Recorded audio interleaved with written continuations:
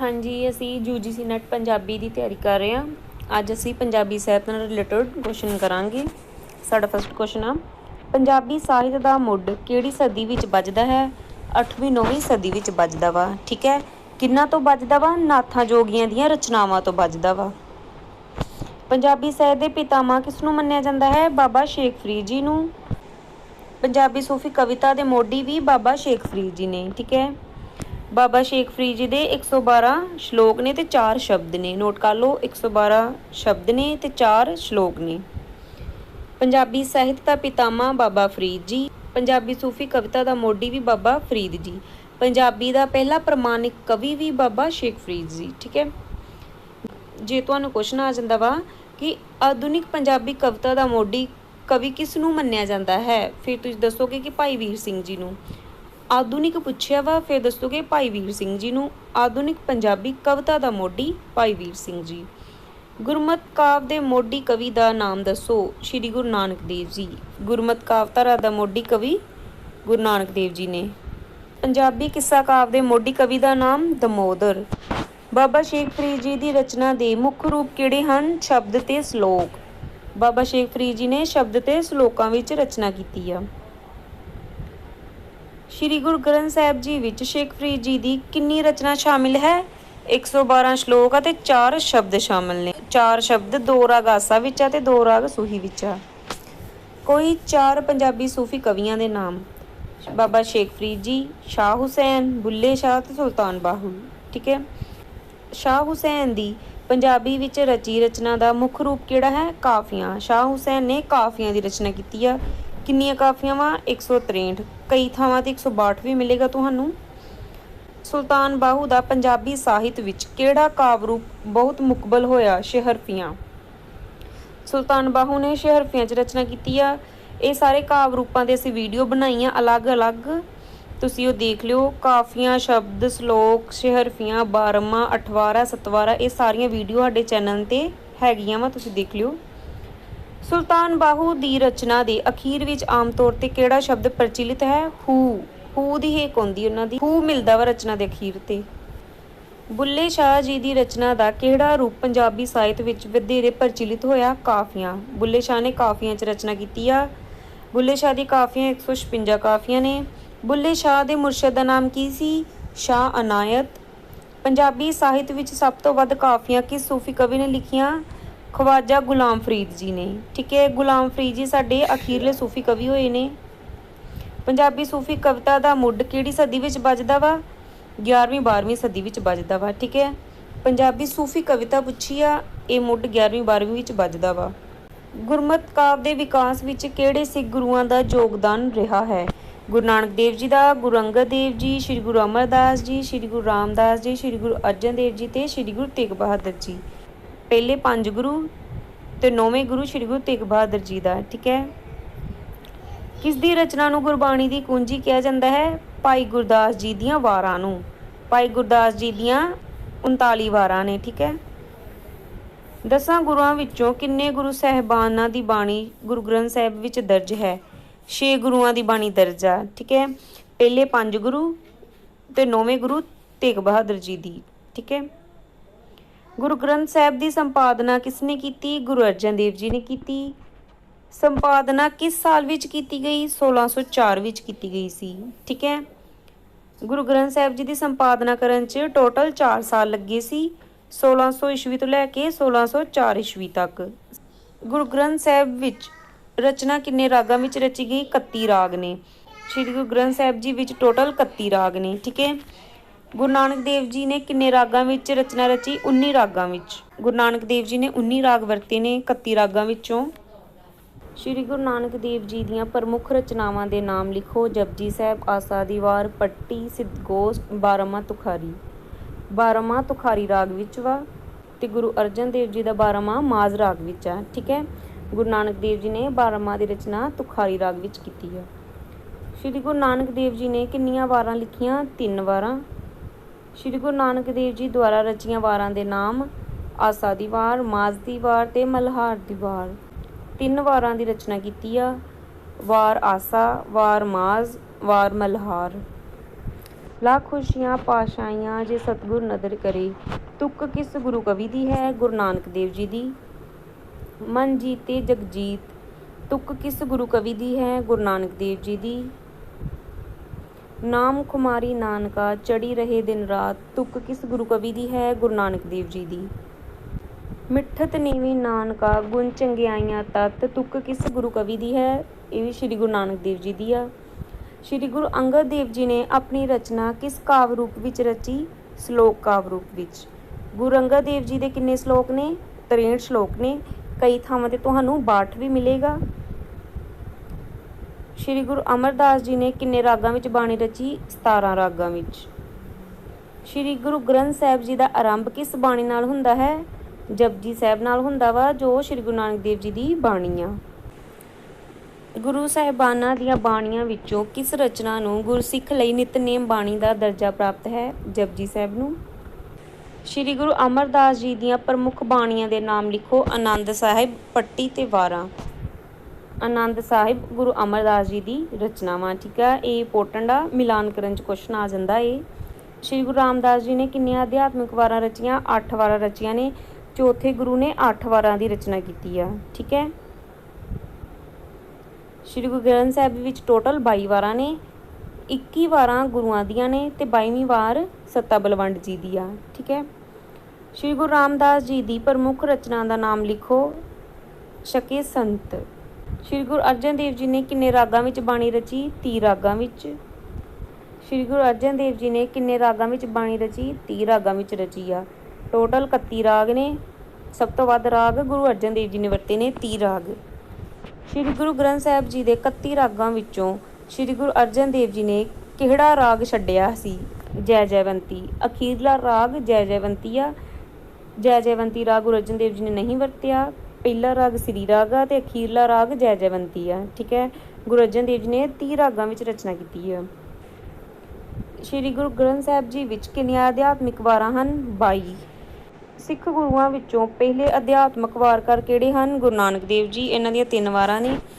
ਸ਼੍ਰੀ ਗੁਰੂ ਅਰਜਨ ਦੇਵ ਜੀ ਦੀਆਂ ਪ੍ਰਮੁੱਖ ਰਚਨਾਵਾਂ ਕਿਹੜੀਆਂ ਹਨ? ਸੁਖਮਣੀ ਸਾਹਿਬ, 12ਵਾਂ ਮਾਜ਼, 52 ਅੱਖਰੀ।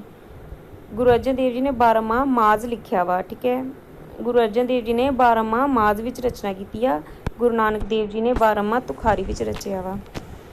ਗੁਰੂ ਅਰਜਨ ਦੇਵ ਜੀ ਦੀਆਂ ਪ੍ਰਮੁੱਖ ਰਚਨਾਵਾਂ ਸੁਖਮਣੀ ਸਾਹਿਬ, 12ਵਾਂ ਤੇ 52 ਅੱਖਰੀ। 52 ਅੱਖਰੀ 52 ਅੱਖਰਾਂ ਤੇ ਆਧਾਰਿਤ ਆ। ਸ਼੍ਰੀ ਗੁਰੂ ਅਰਜਨ ਦੇਵ ਜੀ ਦੀ ਸ਼ਾਖਾ ਰਚਨਾ ਕਿਹੜੀ ਆ? ਸੁਖਮਣੀ ਸਾਹਿਬ। ਸ਼੍ਰੀ ਗੁਰੂ ਤੇਗ ਬਹਾਦਰ ਜੀ ਨੇ ਕਿੰਨੇ ਰਾਗਾਂ ਵਿੱਚ ਬਾਣੀ ਰਚੀ? 15 ਰਾਗਾਂ ਵਿੱਚ। ਸ਼੍ਰੀ ਗੁਰੂ ਤੇਗ ਬਹਾਦਰ ਜੀ ਦੀ ਕਿੰਨੀ ਰਚਨਾ ਸ਼੍ਰੀ ਗੁਰੂ ਗ੍ਰੰਥ ਸਾਹਿਬ ਜੀ ਵਿੱਚ ਦਰਜ ਆ?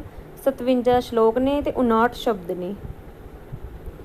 ਸ਼੍ਰੀ ਗੁਰੂ ਗ੍ਰੰਥ ਸਾਹਿਬ ਜੀ ਦੇ ਪਹਿਲੇ ਲਿਖਾਰੀ ਕੌਣ ਸਨ? ਭਾਈ ਗੁਰਦਾਸ ਜੀ। ਭਾਈ ਗੁਰਦਾਸ ਜੀ ਨੇ ਕਿੰਨੀਆਂ ਵਾਰਾਂ ਦੀ ਰਚਨਾ ਕੀਤੀ? 39 ਵਾਰਾਂ ਦੀ। ਪੰਜਾਬੀ ਸਾਹਿਤ ਵਿੱਚ ਸਭ ਨਾਲੋਂ ਵੱਧ ਵਾਰਾਂ ਕਿਸਨੇ ਰਚੀਆਂ? ਭਾਈ ਗੁਰਦਾਸ ਜੀ ਨੇ ਰਚੀਆਂ ਵਾ, 39 ਵਾਰਾਂ। ਸ਼੍ਰੀ ਗੁਰੂ ਗ੍ਰੰਥ ਸਾਹਿਬ ਜੀ ਦੇ ਕੁੱਲ ਕਿੰਨੇ ਅੰਗ ਹਨ? 1430 ਅੰਗ ਨੇ। ਸ਼੍ਰੀ ਗੁਰੂ ਗ੍ਰੰਥ ਸਾਹਿਬ ਜੀ ਵਿੱਚ ਕੁੱਲ ਕਿੰਨੇ ਗੁਰੂਆਂ, ਭਗਤਾਂ, ਭੱਟਾਂ ਜਾਂ ਨਿਕਟਵਰਤੀਆਂ ਦੀ ਬਾਣੀ ਦਰਜ ਆ? 6 ਗੁਰੂ, 15 ਭਗਤ, 11 ਭੱਟ ਤੇ 4 ਗੁਰੂ ਘਰ ਦੇ ਸਿੱਖ ਹੋਏ ਨੇ। ਠੀਕ ਹੈ। ਟੋਟਲ 36 ਮਹਾਂਪੁਰਸ਼ਾਂ ਦੀ ਬਾਣੀ ਦਰਜ ਆ। ਇਹ ਥੋੜ੍ਹਾ ਜਿਹਾ ਮਿਸਪ੍ਰਿੰਟ ਹੋਇਆ ਵਾ। 6 ਗੁਰੂ ਨੇ, 15 ਭਗਤ ਨੇ, 11 ਭੱਟ ਤੇ 4 ਗੁਰੂ ਘਰ ਦੇ ਸਿੱਖ। 6 ਗੁਰੂਆਂ ਦੇ ਵਿੱਚ ਪਹਿਲੇ 5 ਗੁਰੂ ਤੇ ਗੁਰੂ ਤੇਗ ਬਹਾਦਰ ਜੀ 9ਵੇਂ ਗੁਰੂ ਹੋਏ ਨੇ। ਠੀਕ ਹੈ। 6 ਗੁਰੂ ਨੇ, 15 ਭਗਤ, 11 ਭੱਟ ਤੇ 4 ਗੁਰੂ ਘਰ ਦੇ ਸਿੱਖ ਨੇ, ਜਿਨ੍ਹਾਂ ਵਿੱਚੋਂ ਭਾਈ ਮਰਦਾਨਾ ਜੀ, ਬਾਬਾ ਸੁੰਦਰ ਜੀ, ਸੱਤਾ ਤੇ ਬਲਵੰਡ। ਠੀਕ ਹੈ। ਟੋਟਲ 36 ਮਹਾਂਪੁਰਸ਼ ਨੇ। ਸ਼੍ਰੀ ਗੁਰੂ ਗ੍ਰੰਥ ਸਾਹਿਬ ਜੀ ਵਿੱਚ ਕਿੰਨੀ ਸਦੀ ਤੋਂ ਲੈ ਕੇ ਕਿੰਨੀ ਸਦੀ ਤੱਕ ਦੇ ਗੁਰੂ ਅਧਿਆਤਮਕ ਕਵੀਆਂ ਦੀ ਬਾਣੀ ਦਰਜ ਹੈ? 12ਵੀਂ ਸਦੀ ਤੋਂ ਲੈ ਕੇ 17ਵੀਂ ਸਦੀ ਤੱਕ। ਠੀਕ ਹੈ। ਸਿੱਖ ਗੁਰੂਆਂ ਦੁਆਰਾ ਰਚੀਆਂ ਗਈਆਂ ਕਿੰਨੀਆਂ ਵਾਰਾਂ ਸ਼੍ਰੀ ਗੁਰੂ ਗ੍ਰੰਥ ਸਾਹਿਬ ਜੀ ਵਿੱਚ ਦਰਜ ਹਨ? 21 ਵਾਰਾਂ। ਜਿਹੜੀਆਂ ਗੁਰੂਆਂ ਨੇ ਰਚੀਆਂ ਉਹ 21 ਨੇ। ਵੈਸੇ ਟੋਟਲ ਵਾਰਾਂ ਗੁਰੂ ਗ੍ਰੰਥ ਸਾਹਿਬ ਜੀ ਵਿੱਚ 22 ਨੇ। 22ਵੀਂ ਵਾਰ ਸੱਤੇ ਬਲਵੰਡ ਦੀ ਆ। ਠੀਕ ਹੈ। ਗੁਰੂਆਂ ਨੇ 21 ਵਾਰਾਂ ਰਚੀਆਂ ਵਾ। ਸਿੱਖ ਗੁਰੂਆਂ ਤੋਂ ਇਲਾਵਾ ਸ਼੍ਰੀ ਗੁਰੂ ਗ੍ਰੰਥ ਸਾਹਿਬ ਜੀ ਵਿੱਚ ਕਿੰਨੀਆਂ ਅਤੇ ਕਿਸ ਦੀਆਂ ਵਾਰਾਂ ਦਰਜ ਹਨ? ਸ਼੍ਰੀ ਗੁਰੂ ਗ੍ਰੰਥ ਸਾਹਿਬ ਜੀ ਵਿੱਚ ਟੋਟਲ 22 ਵਾਰਾਂ ਨੇ। 21 ਵਾਰਾਂ ਗੁਰੂਆਂ ਦੀਆਂ ਨੇ ਤੇ 1 ਵਾਰ ਜਿਹੜੀ ਹੈ ਸੱਤੇ ਬਲਵੰਡ ਜੀ ਦੀ ਹੈ। ਠੀਕ ਹੈ। ਗੁਰੂ ਅਮਰਦਾਸ ਜੀ ਨੇ ਕਿੰਨੀਆਂ ਵਾਰਾਂ ਲਿਖੀਆਂ? 4 ਵਾਰਾਂ ਲਿਖੀਆਂ ਇਹਨਾਂ ਨੇ। 4 ਵਾਰਾਂ ਦੀ ਰਚਨਾ ਕੀਤੀ ਆ। ਸ਼੍ਰੀ ਗੁਰੂ ਅਮਰਦਾਸ ਜੀ ਨੇ ਕਿਹੜੇ ਰਾਗ ਵਿੱਚ ਵਾਰਾਂ ਲਿਖੀਆਂ? ਰਾਗ ਗੁਜਰੀ, ਸੂਹੀ, ਰਾਮਕਲੀ ਤੇ ਮਾਰੂ ਰਾਗ ਵਿੱਚ। ਸ਼੍ਰੀ ਗੁਰੂ ਅਰਜਨ ਦੇਵ ਜੀ ਨੇ ਕਿੰਨੀਆਂ ਵਾਰਾਂ ਦੀ ਰਚਨਾ ਕੀਤੀ? 6 ਵਾਰਾਂ ਦੀ। ਸ਼੍ਰੀ ਗੁਰੂ ਗ੍ਰੰਥ ਸਾਹਿਬ ਜੀ ਵਿੱਚ ਭਗਤ ਬਾਣੀ ਕਿੰਨੇ ਰਾਗਾਂ ਵਿੱਚ ਹੈ? 22 ਰਾਗਾਂ ਵਿੱਚ ਆ। ਟੋਟਲ 31 ਰਾਗ ਨੇ। 31 ਰਾਗਾਂ ਵਿੱਚੋਂ 22 ਰਾਗ ਭਗਤਾਂ ਨੇ ਵਰਤੇ ਨੇ, ਠੀਕ ਹੈ। 15 ਭਗਤਾਂ ਨੇ 22 ਰਾਗਾਂ ਵਿੱਚ ਰਚਨਾ ਕੀਤੀ ਆ। ਸ਼੍ਰੀ ਗੁਰੂ ਗ੍ਰੰਥ ਸਾਹਿਬ ਜੀ ਵਿੱਚ ਸਭ ਨਾਲੋਂ ਵੱਧ ਸ਼ਬਦ ਕਿਸ ਭਗਤ ਦੇ ਹਨ? ਭਗਤ ਕਬੀਰ ਜੀ ਦੇ। ਮੋਸਟ ਇੰਪੋਰਟੈਂਟ ਕੁਐਸਚਨ ਆ ਇਹ, ਮੈਰੀਟੋਰੀਅਸ ਦੇ ਲੈਕਚਰਾਂ ਦੇ ਪੇਪਰ ਵਿੱਚ ਵੀ ਆ ਚੁੱਕਾ ਵਾ, ਅਸਿਸਟੈਂਟ ਪ੍ਰੋਫੈਸਰ ਦੇ ਕੁਐਸਚਨ ਪੇਪਰ 'ਚ ਵੀ ਆ ਚੁੱਕਾ ਹੈ। ਸ਼੍ਰੀ ਗੁਰੂ ਗ੍ਰੰਥ ਸਾਹਿਬ ਜੀ ਵਿੱਚ ਸਭ ਨਾਲੋਂ ਘੱਟ ਸ਼ਬਦਾਂ ਵਿੱਚ ਰਚਨਾ ਕਰਨ ਵਾਲੇ ਭਗਤਾਂ ਦੇ ਨਾਮ ਲਿਖੋ। ਭਗਤ ਪਰਮਾਨੰਦ, ਭਗਤ ਸੈਨ, ਭਗਤ ਸੂਰਦਾਸ ਜੀ, ਭਗਤ ਰਾਮਾਨੰਦ ਜੀ, ਭਗਤ ਸਦਨਾ ਜੀ ਤੇ ਭਗਤ ਪੀਪਾ ਜੀ। ਇਹਨਾਂ ਸਾਰਿਆਂ ਦੇ ਇੱਕ ਸ਼ਬਦ ਸ਼੍ਰੀ ਗੁਰੂ ਗ੍ਰੰਥ ਸਾਹਿਬ ਜੀ ਵਿੱਚ ਦਰਜ ਆ, ਠੀਕ ਹੈ। ਭਗਤ ਨਾਮਦੇਵ ਜੀ ਦੇ ਕਿੰਨੇ ਸ਼ਬਦ ਸ਼੍ਰੀ ਗੁਰੂ ਗ੍ਰੰਥ ਸਾਹਿਬ ਜੀ ਵਿੱਚ ਦਰਜ ਹਨ? 61 ਸ਼ਬਦ ਦਰਜ ਨੇ। ਸ਼੍ਰੀ ਗੁਰੂ ਗ੍ਰੰਥ ਸਾਹਿਬ ਜੀ ਵਿੱਚ ਭਗਤ ਰਵਿਦਾਸ ਦੇ ਕਿੰਨੇ ਸ਼ਬਦ ਦਰਜ ਹਨ? 40। ਸ਼੍ਰੀ ਗੁਰੂ ਗ੍ਰੰਥ ਸਾਹਿਬ ਜੀ ਵਿੱਚ ਸੰਕਲਿਤ ਬਾਣੀ ਨੂੰ ਕਿੰਨੇ ਭਾਗਾਂ ਵਿੱਚ ਵੰਡਿਆ ਗਿਆ ਹੈ? 3 ਭਾਗਾਂ ਵਿੱਚ ਵੰਡਿਆ ਗਿਆ ਹੈ। 3 ਭਾਗ ਕਿਵੇਂ ਆ? ਪਹਿਲੇ ਭਾਗ ਵਿੱਚ ਰਾਗ ਤੋਂ ਪਹਿਲਾਂ ਦੀਆਂ 3 ਬਾਣੀਆਂ, ਦੂਜੇ ਭਾਗ ਵਿੱਚ ਰਾਗਬੰਦ ਬਾਣੀਆਂ, ਤੀਜੇ ਭਾਗ ਵਿੱਚ ਰਾਗ ਮੁਕਤ ਬਾਣੀਆਂ, ਠੀਕ ਹੈ। 3 ਭਾਗਾਂ ਵਿੱਚ ਬਾਣੀ ਨੂੰ ਵੰਡਿਆ ਗਿਆ ਵਾ।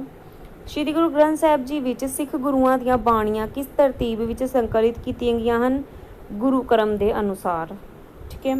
1604 ਈਸਵੀ ਵਿੱਚ ਸੰਪਾਦਿਤ ਸ਼੍ਰੀ ਗੁਰੂ ਗ੍ਰੰਥ ਸਾਹਿਬ ਹੋਰ ਕਿਸ ਨਾਂ ਨਾਲ ਪ੍ਰਚਲਿਤ ਹੈ? ਆਦਿ ਗ੍ਰੰਥ ਸਾਹਿਬ ਤੇ ਕਰਤਾਰਪੁਰ ਵਾਲੀ ਬੀੜ ਦੇ ਨਾਮ ਨਾਲ, ਠੀਕ ਹੈ। ਕਿਹੜੇ ਸਿੱਖ ਗੁਰੂਆਂ ਨੇ ਕੋਈ ਬਾਣੀ ਨਹੀਂ ਰਚੀ? ਕਿਹੜੇ ਸਿੱਖ ਗੁਰੂਆਂ ਨੇ ਕੋਈ ਬਾਣੀ ਨਹੀਂ ਰਚੀ?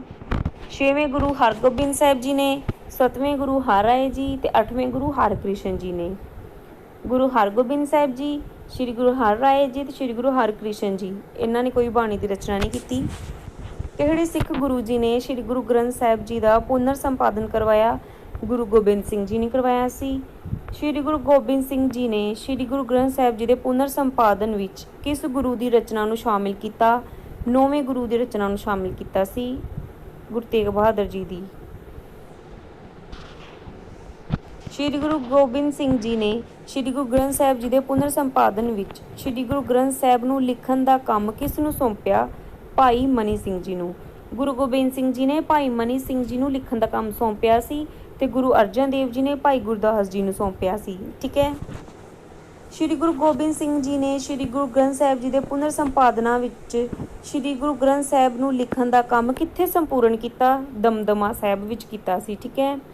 ਗੁਰੂ ਗੋਬਿੰਦ ਸਿੰਘ ਜੀ ਨੇ ਦਮਦਮਾ ਸਾਹਿਬ ਵਿੱਚ ਸ਼੍ਰੀ ਗੁਰੂ ਗ੍ਰੰਥ ਸਾਹਿਬ ਜੀ ਦੇ ਪੁਨਰ ਸੰਪਾਦਨ ਦਾ ਕੰਮ ਪੂਰਾ ਕੀਤਾ ਸੀ, ਦਮਦਮਾ ਸਾਹਿਬ ਵਿੱਚ। ਤੇ ਗੁਰੂ ਅਰਜਨ ਦੇਵ ਜੀ ਨੇ ਜਦੋਂ ਗ੍ਰੰਥ ਸਾਹਿਬ ਲਿਖਵਾਇਆ ਸੀ ਤੇ ਉਹ ਰਾਮਸਰ ਦੇ ਕੰਢੇ ਤੇ ਲਿਖਵਾਇਆ ਸੀ, ਠੀਕ ਹੈ।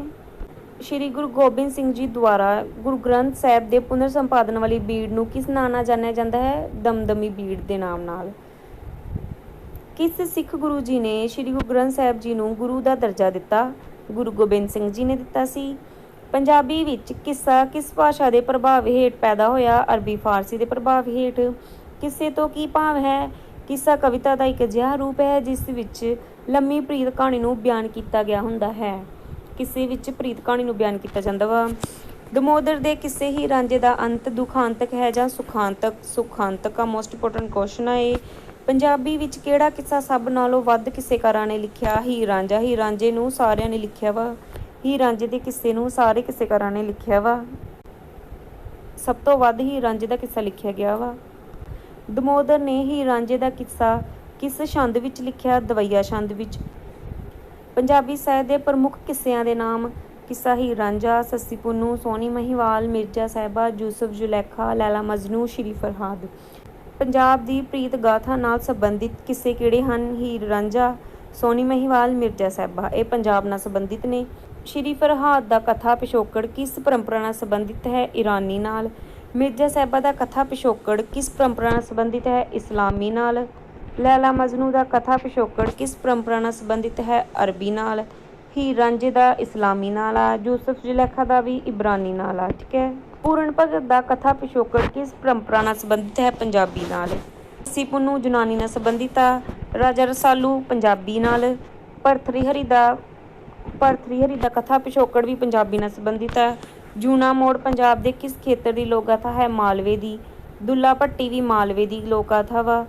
ਕਿਸੇ ਦੇ ਆਰੰਭ ਵਿੱਚ ਪਰਮਾਤਮਾ ਦੀ ਉਸਤਤ ਨਾਲ ਸੰਬੰਧਿਤ ਕਾਵਿ-ਬੰਧ ਨੂੰ ਕੀ ਕਿਹਾ ਜਾਂਦਾ ਹੈ? ਉਹਨੂੰ ਕਹਿੰਦੇ ਨੇ ਮੰਗਲਾਚਰਨ। ਜਦੋਂ ਕਿਸੇ ਦਾ ਆਰੰਭ ਹੁੰਦਾ ਵਾ ਤੇ ਪਰਮਾਤਮਾ ਦੀ ਉਸਤਤ ਕੀਤੀ ਜਾਂਦੀ ਹੈ ਸਟਾਰਟਿੰਗ ਦੇ ਵਿੱਚ, ਉਹਨੂੰ ਕਹਿੰਦੇ ਨੇ ਮੰਗਲਾਚਰਨ। ਸ਼ਾਹ ਮੁਹੰਮਦ ਦੀ ਰਚਨਾ ਜੰਗ ਸਿੰਘਾਂ ਤੇ ਫਰੰਗੀਆਂ ਵਿੱਚ ਵੀ ਮੰਗਲਾਚਰਨ ਆ, ਚੰਡੀ ਦੀ ਵਾਰ ਵਿੱਚ ਵੀ ਮੰਗਲਾਚਰਨ ਆ। ਪਰਮਾਤਮਾ ਦੀ ਉਸਤਤ ਕੀਤੀ ਜਾਂਦੀ ਹੈ, ਵਡਿਆਈ ਕੀਤੀ ਜਾਂਦੀ ਹੈ, ਉਹਨੂੰ ਕਹਿੰਦੇ ਨੇ ਮੰਗਲਾਚਰਨ। ਕਿਸੇ ਦੇ ਅੰਤ ਵਿੱਚ ਸ਼ੁਕਰਾਨੇ ਵਜੋਂ ਲਿਖੇ ਕਾਵਿ-ਬੰਧ ਨੂੰ ਕੀ ਕਿਹਾ ਜਾਂਦਾ ਹੈ? ਮਹਾਤਮ। ਚੰਡੀ ਦੀ ਵਾਰ ਵਿੱਚ ਲਾਸਟ ਤੇ ਮਹਾਤਮ ਦਿੱਤਾ ਗਿਆ ਵਾ। ਲਾਸਟ ਤੇ ਜਿਹੜਾ ਲਿਖਿਆ ਜਾਂਦਾ ਵਾ, ਕਿਸੇ ਦੇ ਅੰਤ ਤੇ ਲਿਖਿਆ ਜਾਂਦਾ ਵਾ ਕਾਵਿ-ਬੰਧ, ਉਹ ਹੁੰਦਾ ਮਹਾਤਮ, ਜੋ ਸ਼ੁਕਰਾਨੇ ਵਜੋਂ ਹੁੰਦਾ ਵਾ।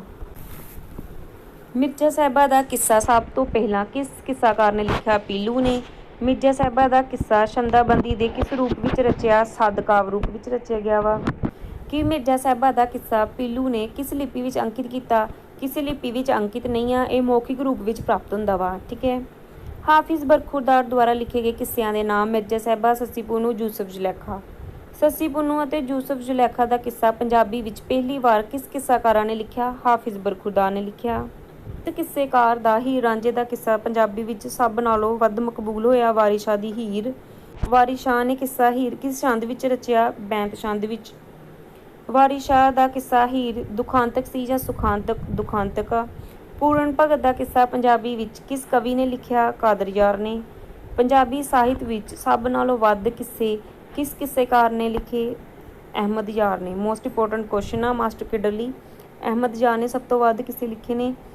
ਹਾਸ਼ਮ ਸ਼ਾਹ ਦੀ ਮਕਬੂਲੀਅਤ ਕਿਸ ਕਿੱਸੇ ਕਰਕੇ ਹੋਈ? ਸੱਸੀ ਪੁੰਨੂ ਕਰਕੇ। ਫਜ਼ਲ ਸ਼ਾਹ ਦੀ ਪ੍ਰਸਿੱਧੀ ਕਿਸ ਕਿੱਸੇ ਕਰਕੇ ਹੋਈ? ਸੋਹਣੀ ਮਹੀਵਾਲ ਕਰਕੇ।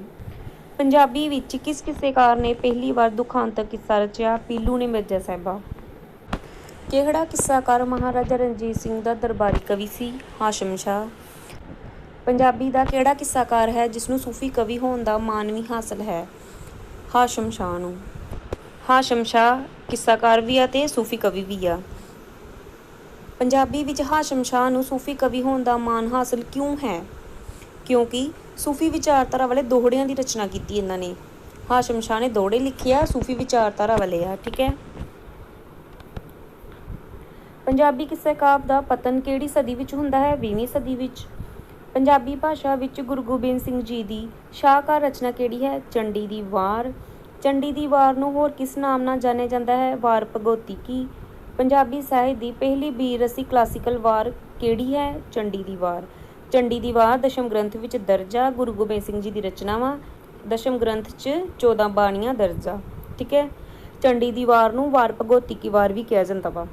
ਚੰਡੀ ਦੀ ਵਾਰ ਕਿਸ ਛੰਦ ਵਿੱਚ ਲਿਖੀ ਗਈ ਹੈ? ਪੌੜੀ ਜਾਂ ਨਿਸ਼ਾਨੀ ਛੰਦ ਵਿੱਚ। ਠੀਕ ਹੈ। ਪੌੜੀ ਛੰਦ ਤੇ ਨਿਸ਼ਾਨੀ ਛੰਦ ਦੋਨਾਂ ਵਿੱਚ ਆ।